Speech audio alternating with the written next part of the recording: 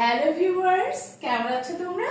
আশা করছি তোমরা সবাই ভালো আছো। প্রত্যেককে তোমাদেরকে শুভেচ্ছা এবং ভালোবাসা জানাচ্ছি রান্না কাবু কথা কিচেন থেকে।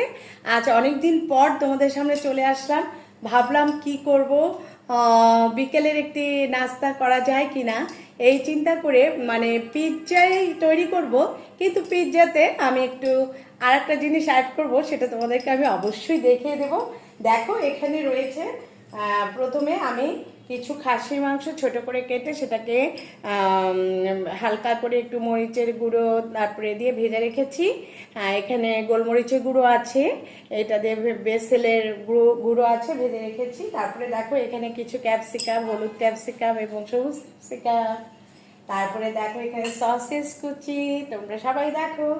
তারপরে এখানে কিছু সস রেখেছি, খুব সহজে এটা তৈরি করা যাবে। আর এখানে কিছু অল্প আমার চিজ ছিল, সেটাকে গ্রেট করে রেখেছি। আর যেটা বলেছি, পিৎজাতে আমি আজকে দিব তিল।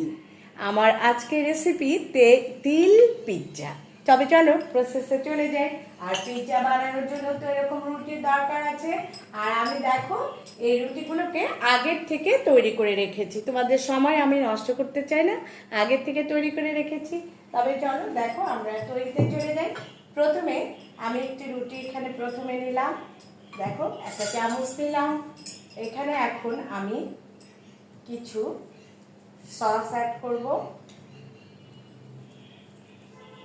একদম খুব সহজে ঘরের, একদম আমি ঘরের জিনিস করে খেতে আমার খুব ভালো লাগে এবং আমি ঘরের মানুষকে সেটা খাওয়াতে পছন্দ করি।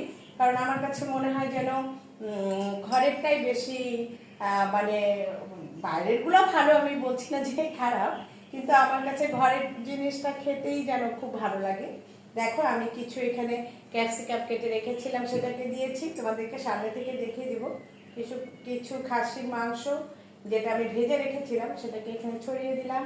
তার উপরে দেখো কিছু চিজও আমি দিয়ে দিব।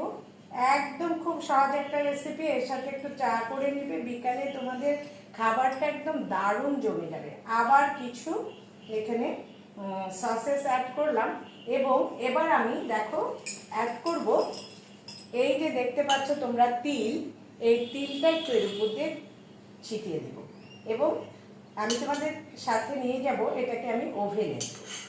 দেখতে পাচ্ছ তোমরা সবাই তিল দিয়েছি এবং তোমরা যদি আর একটু চাও, তোমাদের ইচ্ছা, যদি চাও তাহলে এর উপরে একটু সস ছিটিয়ে দিতে পারো, আমি যেমন একটু দিয়ে দিলাম।